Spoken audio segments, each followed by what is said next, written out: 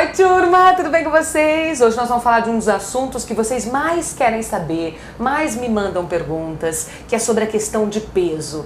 Mas e aí, quanto engordar? Come por dois? O que eu tenho que comer para ser bom para o neném e não me deixar muito acima do peso, depois para voltar é mais difícil? Todas essas questões que vocês sabem. Eu tô aqui com o Fernando Leal, que é o nosso cirurgião do aparelho digestivo, né? Ele cuida de muitas gravidinhas e vai dar dicas bacanas para você que está aí curtindo o nosso canal. Tudo bem, doutor? Seja bem-vindo. Tudo ótimo, viu? Muito obrigado. Obrigada por estar aqui. Quando as pessoas chegam até você, há uma preocupação em ganhar muito peso, depois ser muito difícil para voltar. A mulher de hoje, ela tem muito mais essa preocupação do que tinha tempos atrás? Sem sombra de dúvida. E, na verdade, as que vêm, já vêm com uma indicação. A paciente que não tem nenhuma indicação, nenhuma alteração nutricional, habitualmente não procura a gente. A orientação nutricional, no sentido alimentar mesmo, vem quando a paciente tem algum problema, ou para mais ou para menos. Ah, pode ter para menos também? Sim, sem dúvida. Tá ganhando pouco peso? Tá ganhando pouco peso, o neném tá pequeno, a mulher tá magra demais, tá vomitando demais. Então, às vezes, o paciente é encaminhado para a gente tentar ajudar nesse sentido. É normal no primeiro trimestre, quando a mulher tem muitos enjoos, ela ter um emagrecimento? Sim. A alimentação fica completamente deficitária. Infelizmente, algumas são até internadas, porque não conseguem se alimentar. É uma brincadeira do chupar gelo, é verdade, funciona, ajuda bastante. Porque as gestantes não conseguem, tudo que come, vomita. Então eu vou te pedir diquinhas para essa mulher que está nos assistindo, está aí no primeiro trimestre, passando por isso, que eu passei bastante também, ou as que pretendem ficar grávidas para já se prepararem. Eu me lembro que na época que eu estava muito mal, elas falavam assim, já deixa uma bolachinha, uma coisinha salgadinha do lado da cama, abriu o olho antes de pensar em levantar, já põe alguma coisa na boca, come com intervalo pequeno, davam dicas, chupa limão. Conta o que é mito e o que é verdade disso aí. Não, é verdade, porque você acordar em jejum absoluto, vamos supor que você ficou lá 6, 7 horas em jejum, então você tem uma quantidade de ácido no estômago muito maior. Aliado a isso, você ficou na posição horizontal, favorece muito mais ao refluxo, favorece o enjoo. E você tem toda essa bagunça hormonal que vai te ajudar. Então você precisa sair da cama já com alguma coisa na boca. Então o interesse exatamente esse é você, por mais que pareça estranho, usar uma coisa um pouquinho mais ácida para quelar, para tentar diminuir esse ácido do estômago e você não ter tanto enjoo. Mas acho que é imbatível o chupar gelo. E eu chupava limão, mas eu tinha uma vontade de comer coisa cítrica, amarga, azeda. Tudo, sabe, eu tive o meu primeiro trimestre, assim, eu queria salada temperada com muito limão e muitas gravidinhas, quando conversam comigo, dizem que também estão vivendo isso. E aí, tudo bem, pode? Sim, lógico que pode, não só pode como deve. Tem alguns alimentos que aceleram esse processo de enjoo, tipo assim, coisas que se ela comer, estando nesse período, automaticamente vai dar um enjoozinho, vai ser ruim? Tudo que fermenta mais, dá mais enjoo. A fermentação, produção de gás dentro do intestino, vai distender e com isso você vai ter uma eructação maior, né, vai arrotar mais e eventualmente você pode enjoar. Então, os maiores fermentadores, os carboidratos, são muito chatos nesse sentido. Massa. Os pães, as massas. Então, você jantar à noite, o que você vai aumentar de manhã. E ao contrário, os que beneficiam para você ter menos enjoo, talvez para sentir menos essa indisposição, esse refluxo, seriam cítricos. Exatamente isso. Primeiro, pequenas porções, alimentos de fácil digestão, tá? Lembrar que quando você tem os carboidratos, eu estou falando dos refinados, os trigos, por exemplo, que é a comida da maioria do brasileiro, né? O integral demora mais para ser digerido, tá? Então, você tem que tomar muito cuidado com isso. Então, os legumes cozidos, os grelhados, pequenas quantidades, que daí são de fácil digestão. Você fugir um pouquinho do trigo, fugir um pouquinho do que vai fermentar mais. Quando a mulher está grávida, ela se preocupa muito com a saúde dela, claro, de estar bem, mas principalmente com a saúde do neném. Eu quero que o meu filho se desenvolva bem, né, enquanto feto, tenha um bom desenvolvimento, cresça e tal. O que é o alimento que cresce um feto? Proteína. Sem sombra de dúvida, o nosso alimento é proteína. Para aqueles que são adeptos, sabe, do vegetarianismo, não tem problema nenhum. Tem inúmeras formas de a gente conseguir proteína. Mas sem sombra de dúvida, que dá um grande substrato de crescimento muscular é a proteína. O carboidrato também entra nesse sentido, só que o carboidrato, aí a gente pede para ser um carboidrato mais saudável, né? Um carboidrato que não seja de alto índice glicêmico, um carboidrato que não fermente, porque daí nós começamos a pensar numa gestação com um aumento de peso, às custas também de gordura, que não é necessário. Por falar em gordura, quando a gente às vezes está numa dieta aí sem estar grávida, as gorduras boas são bem recomendadas no nosso dia a dia. Aquela porçãozinha de castanha no meio da tarde, enfim. Tem gente que até opta pela dieta da proteína, que aí é super liberado gordura, ovos, bacon, o gordinho da carne, enfim. No caso de uma gestação, a pessoa, qual é a relação dela com essa gordura boa? Continua da mesma forma ou tem alguma coisa que fique diferente? É importante para o metabolismo da criança, a gordura é importante no crescimento, sim, e com moderação não tem problema nenhum. Quando que o neném começa a despontar? Tipo assim, quando eu sei que o que eu estou engordando é porque o neném realmente está crescendo. Né? A barriga da gente parece que em 2 semanas ela faz...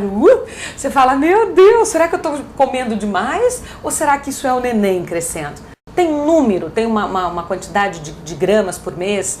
Tem uma regra para isso? Tem uma regra muito justa. No primeiro e no segundo mês, o crescimento do neném não é tão grande. Mas se você pensar que começa numa célula microscópica, no final do primeiro, começo do segundo mês, já tem mais ou menos 30 gramas, Sim. 25 gramas. E daí, a hora que você passa para o 4º mês, isso vira 150 gramas. Então, quer dizer, já é um crescimento absurdo, né? Cresce mais que 3 vezes. Só que, a partir do 5º mês, é a hora que a mãe começa a sentir que alguma coisa está diferente. Porque o neném passa a ter 500 gramas e o útero começa a fazer ocupar o espaço no abdômen. Ele começa a querer ganhar a cavidade abdominal, a sair da cavidade pélvica. E com isso vai comprimir um pouquinho os órgãos, vai dar aquela sensação de que alguma coisa está... Dá um pezinho. A mais, é isso aí. Fica um pezinho, é engraçado. Mas a partir do 7º mês, que daí o neném tem 1.500 gramas, aí sim o útero já está dentro do abdômen, aí acabou a brincadeira. Aí você está brigando por espaço. E daí vem de novo, às vezes, uma segunda fase de vômitos. Porque não cabe. Por isso que muitas mulheres também têm intestino preso na fase da gravidez, isso é bem comum, né? Sim, super. E quanto mais tem a fase hormonal também, que atrapalha, mas a fase mecânica, o útero comprimindo o intestino grosso, porque o reto passa por baixo. Então, na hora que o útero cresce, ele faz uma compressão mecânica, física, em cima do reto. Então, as mulheres que já não são as mais que evacuam, aliados a essa compressão extrínseca, ela vai ter uma dificuldade maior evacuatória. Tem alimentos que beneficiam ou prejudicam isso? Sem sombra de dúvida. Tomar água acima de tudo. Tá? É bom? Muito, muito. O intestino grosso absorve mais ou menos 1,5 litro a 2 de água por dia.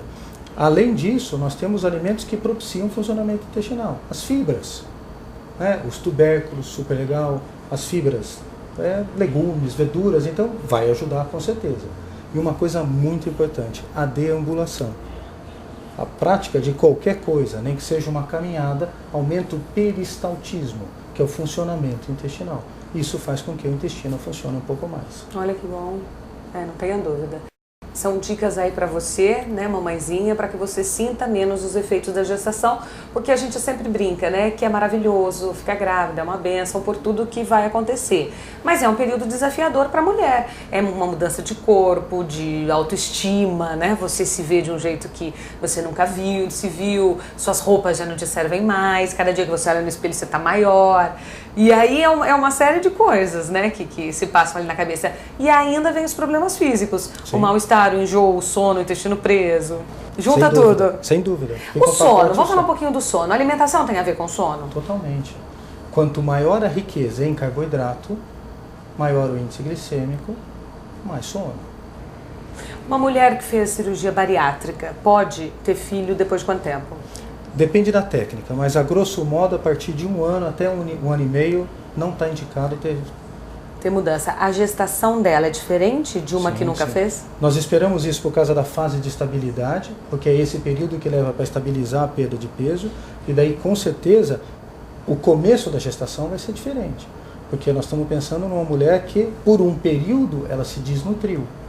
Então, se ela tiver a gestação muito precocemente, ela ainda vai estar numa fase de convalescência da desnutrição, uma desnutrição programada que a gente chama, para daí sim conseguir gerir um feto.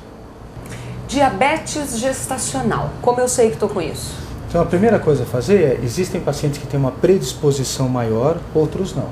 Aquela paciente sabidamente acima do peso, ela vai ter uma chance maior de desenvolver um diabetes gestacional. Aquela paciente que às vezes não está acima do peso, mas tem seus índices de glicemia, de taxa de glicose no sangue maiores, se ela bobear, ela vai ter um aumento, com certeza, vai desenvolver diabetes gestacional. Mas tem também aquelas pacientes que têm fatores genéticos, fatores, intrínsecos a ela, que fazem com que desenvolva. Isso significa que é uma mulher que que teria diabetes na vida dela. Às vezes é só mesmo só naquele momento. Momentâneo. E o que a gente vê mais é aquela que solta um pouco mais a boca. É aquela paciente que eu tudo posso. Então Quem entra nunca aí... conheceu alguém que... Qual que é a frase que mais se usa? Tenho que comer por dois. É isso aí. E obviamente não é nada disso. Você tem que estar bem nutrida que o resto vai acontecer naturalmente. Então tem que ter uma boa ingesta proteica, tem que ter uma boa ingesta de carboidrato. O carboidrato é fundamental para a manufatura muscular também. Tá? Tem que ter boa ingesta de lipídios, de gordura. Tem que ter ingesta de vitamina B1, B3, vitamina A. Tem que ter. Só que isso é muito disponível. Gema de ovo, iogurte, legumes e verduras, queijos, tem tudo isso muito pronto. Essa mulher que está com esse diabetes gestacional, ela descobre porque ela está sentindo muita fome, uma fome absurda, e aí quando ela vai fazer os exames, tem esse diagnóstico de diabetes gestacional, ou é o contrário, ele vem por isso que ela come muito. O que aparece primeiro? Então, na verdade, os exames hoje são rotina, né? É muito difícil uma gestação que não é tão bem acompanhada, né? O exame da glicemia é um exame pré-determinado já de todos os protocolos, do SUS, não SUS, é muito comum. Mas o que acontece, aquela paciente que não tem um acompanhamento muito assíduo, ela nota exatamente isso. Uma fome diferente do normal, uma sede diferente do normal. Você começa a suspeitar de alguma coisa diferente. Ô doutor, se fosse para você, eu sei que cada caso é um caso, né? Cada mulher pode e gosta de algumas coisas e a gente não vai passar um cardápio agora para você que está aí. Mas se você pudesse dar uma dica de um cardápio de um dia, vamos montar assim, um café da manhã, não sei se tem lanche da tarde, lanche da manhã, almoço, jantar, ceia antes de dormir, o que seria um dia bacana para uma grávida em termos de alimentação? Alguns exemplos. Tá, então eu acho que de manhã cedo, sem sombra de dúvida, tem que ter ovos. Tá? Me desculpem os veganos, os vegetarianos, mas nós precisamos dessa proteína, nem que seja outro tipo de proteína, não tem problema, mas nós precisamos de ovos. Quanto? 2, 1 ovo por dia, ótimo. E nós precisamos de carboidrato. Tá? Os carboidratos saudáveis, onde? Nas frutas.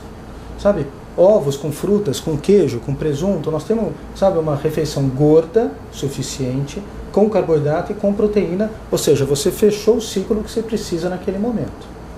Começou o seu dia, você pode atribuir no meio do dia, no meio da manhã, no meio da tarde, algumas coisas que favorecem do ponto de vista de gordura. Você pode ter oleaginosas nesse momento, castanha, macadâmia, amendoim, sem problema nenhum, de preferência sem casquinha colorida. Isso. Né? E você pode também colocar uma ou outra fruta nesse meio tempo. Gosto muito, nesse momento, colocar um avocado. Aquele abacatinho pequenininho, Sei. super saudável, gordura super saudável, boa de proteína, então acho que vale a pena. Tá? Um almoço normal, eu faço uma tendência a diminuir um pouco mais a quantidade de carboidrato que o brasileiro está acostumado, o arroz e o feijão. Tá? Justamente porque eu não quero essa taxa de açúcar mais alta. Eu prefiro deixar a minha grávida com uma taxa de açúcar mais baixa no sangue. Então, eu sempre falo, primeiro para inverter as ordens, tá? Porque mais para frente não vai caber. Então, começamos pela proteína, a partir daí nós vamos para os legumes e as verduras, e por fim, se sobrar espaço, para o seu arroz, para o seu feijão, para o macarrão, para aquilo que você quiser. Mas se a pessoa só quiser seguir essa dietinha bacana, que vai favorecer o crescimento do bebê e não vai engordá-la muito, se ela comer, por exemplo, na hora do almoço, seu bife, seu frango, seu peixe, a sua proteína, com saladinha, legume, está resolvido. Super resolvido. O que é um carboidrato bom? Todos os legumes e verduras. Todos, sem exceção. Um purê? Purê, pode ser purê de mandioca, mandioquinha. Purê de batata, não tem problema, só que eu não gostaria que fosse todos os dias purê de batata. Tá. Mudar um pouquinho. Um que eu gosto bastante é purê de cenoura, fica super gostoso. Verdade. Mistura o purê de cenoura com purê de batata doce, faz os dois juntos. As folhas, importantíssimas folhas, a fibra vai ajudar bastante no funcionamento intestinal. Jantar. A mesma coisa do almoço, sem sombra de dúvida, a mesma coisa do almoço.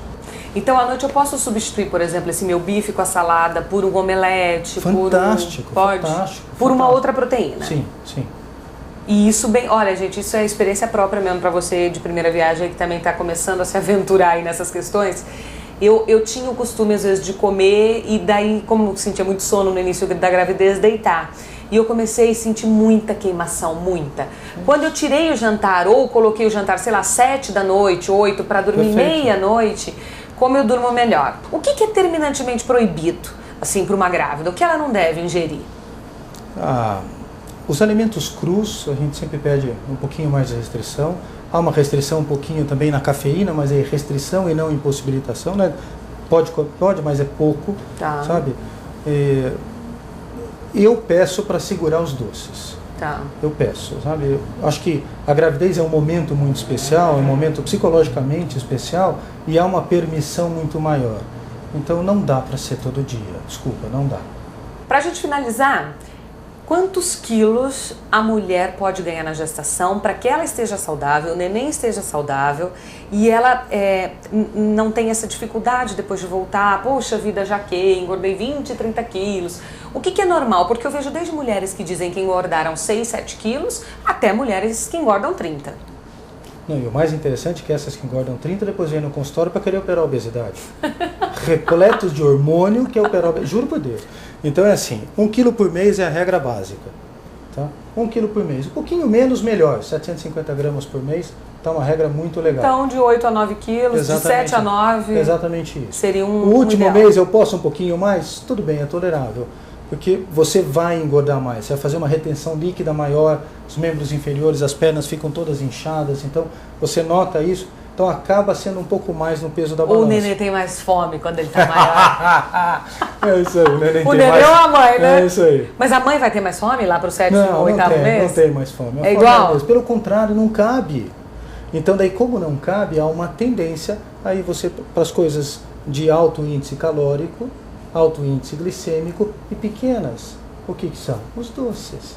Por isso que é importante também você manter a sua rotina de exames de sangue, né, com seu obstetra, para ver se está tudo legal, se as vitaminas no seu corpo estão bacana, porque se você tiver déficit muito grande, eu, por exemplo, fui fazer agora os exames e a minha obstetra falou, a sua menininha é uma vampirinha, tá te consumindo todo o cálcio. Você precisa repor cálcio de alguma forma, sim, aí né? sim, aí sim. Então por isso que é legal você fazer o teu exame, porque se você tiver com esse déficit, aí acho que entra com algum tipo de vitamina, de suplemento, né? Eu acho que hoje em dia a rotina dos exames está muito bem determinada. Fica mais fácil, porque nós vamos ficar maluco. Está todo mundo tomando vitamina D a 3x4, tomando cálcio a 3x4, eu acho que não precisa de tanta coisa. Eu acho que dá para ir dosando. Sim, sem dúvida. Obrigada, doutor. Imagina, muito obrigada, viu? agradeço. Foi um prazer te receber. Espero que você tenha gostado. Tá aí o Instagram aqui embaixo do doutor, os contatos, viu? Se gostou, curte, comente, compartilha e venha sempre com a gente aqui no nosso canal. Afinal, a Amanda agora é mãe. Tchau.